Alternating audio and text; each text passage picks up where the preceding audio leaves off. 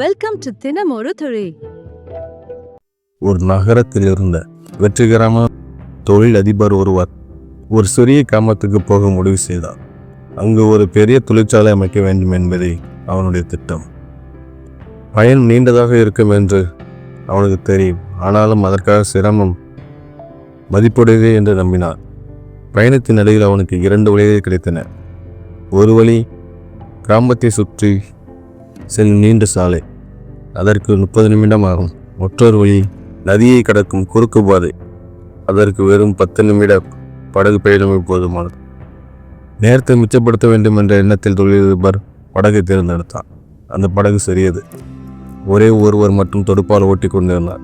தொழிலதிபர் அமைதியாக உட்கார்ந்து தனது திட்டங்களை நினைத்து கொண்டிருந்தார். சிறிது நேரம் கழித்து அவன் படகோட்டியிடம் கேட்டான், உன் படகில் உட்கார்ந்திருக்கிறேன், என்னை யாருன்னு தெரியுமா? படகோட்டி சேர்த்து கொண்டே சொன்னான். இல்லை ஐயா, தெரியாது, நீங்க யார் என்று கேட்டார். ஆர்வமாக தொழிலதிபர் மீண்டும் கேட்டான், நான் ஒரு பெரிய ஆள், உனக்கு நான் யாருன்னு தெரியாமல் இருக்கே. படகோட்டி சொன்னான், எனக்கு அதெல்லாம் தெரியாது ஐயா, நான் பள்ளிக்கு போய் படிக்கவே இல்லை. என் அப்பா நான் சின்னவனாக இருக்கும்போது இருந்துட்டார். குடும்பத்துக்காக ஆற்ற வேலைக்கு இறங்க வேண்டியதாயிருச்சு, அதனால் படிக்க தெரியல. இதை கேட்ட தொழிலதிபர் சிறிது மேன்மை உணர்வுடன் சிரித்தான். உனக்கு படிக்கவும் எழுதவும் தெரியாதா? அப்படி என்றால் உன் வாழ்க்கை வீணா போச்சு என்று அவனை தாழ்த்தி பேசி இகழ்ந்தான். இந்த படகோட்டியின் வாழ்க்கை எதுவும் அர்த்தமில்லை, அவன் வாழ்க்கை முழுக்க வீணா போயிருக்கும் என்று மனதில் நினைத்து கொண்டார். ஆனால் படகோட்டி எதுவும் சொல்லவில்லை, மரியாதையாக தலையசைத்தார். சிறிது நேரம் கழித்து தொழிலதிபர் மீண்டும் பேசினார். அந்த நிலம் பக்கரியா, அங்கே நாங்கள் பெரிய தொழிற்சாலை கட்டப் போகிறோம். என் நிறுவனம் பாட்டிலில் அடிக்கப்பட்ட தண்ணீரை நகரங்களே விற்கப் போகிறது. படகோட்டி குழப்பமாக கேட்டான், பாட்டிலில் தண்ணீரா? அது என்ன?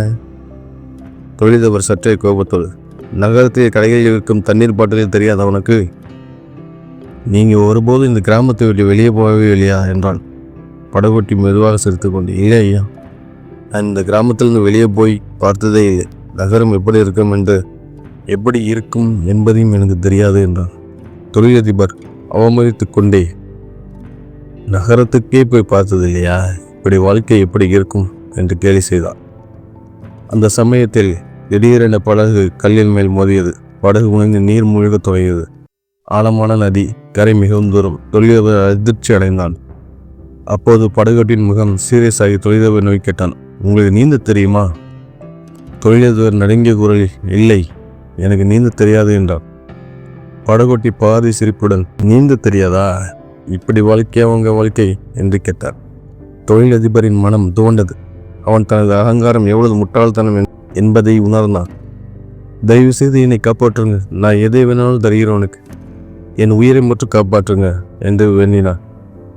படகோட்டி தயக்கமின்றி சொன்னார், கவலைப்படாதீங்க, என்னை இறுக்கமாக பிடிங்க, நான் உங்களை கரைக்கு அழைத்து செல்கிறேன் என்றார். அவன் திறமையான நீச்சல் வீரன், மேலும் ஆபத்தை சிக்கியவர்களை எப்படி காப்பாற்ற வேண்டும் என்பதையும் தெரிந்தவன்.